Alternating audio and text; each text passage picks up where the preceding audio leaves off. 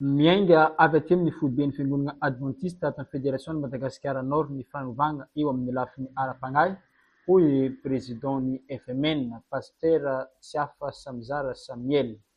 Izany no antony nagnatanterahana ny fisintagna ara-pagnahy ho an'ireo mpiasa birao ny faraka amin'ny 30 ny volana Janoary 2024 lasa iny.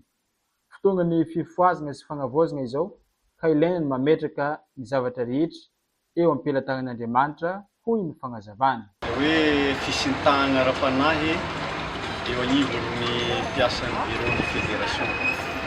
Ny tandrony zany dia fampiakarana ny ara-panahy ny mpiara-miasa satria mafoy be ny fédération azy dia zava-dehibe ny hoe maneho ohatra tsara zany mpiara-miasa rehetrarehetra ary zay zany no tiagna ivoizigny ato agnatin'ny fédération zany dia zay le fifoazana sy fanavaozana zay tsy maintsy manombo avy amin'ny aty amin'ny foibe nefa zany le izy mba ahafahana magnaparitaka azy manerana ny fédération rehetra.